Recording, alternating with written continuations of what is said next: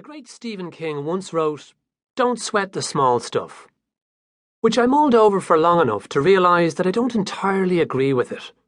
I get what he means. We all have enough major sorrow in our lives without freaking out over the day-to-day hangnails and such. But sometimes sweating the small stuff helps you make it through the big stuff. Take me, for example.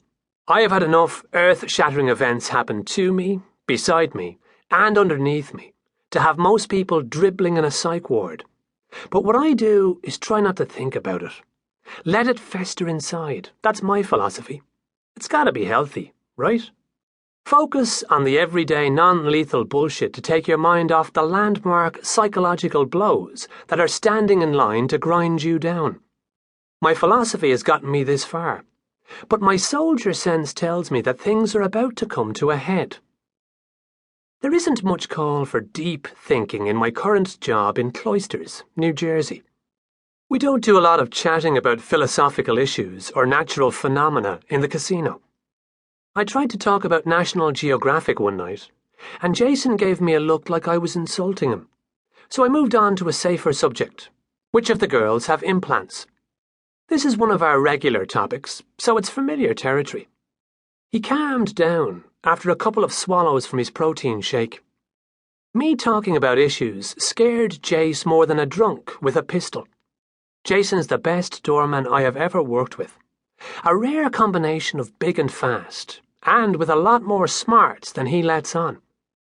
Sometimes he'll forget himself and reference a Fellini movie, then try to cover his tracks by giving the next guy through the door a hard time.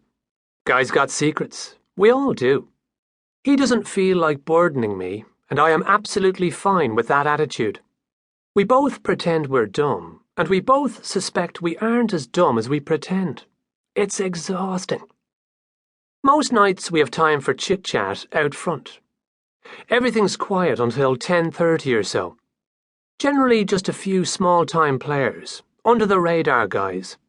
The party crowd doesn't show up until the regular bars close. The boss man, Victor, who I will describe in detail later because this guy deserves a movie of his own. He is such a dick. And to talk about him now would ruin the flow.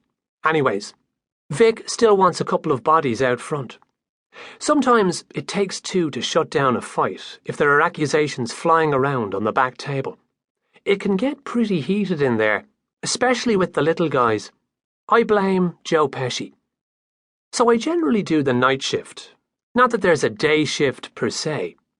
Twice or 3 times a month, I pull doubles. I don't really mind. How am I going to pass the time at home? Do push-ups and listen to Mrs. Delano, bitch?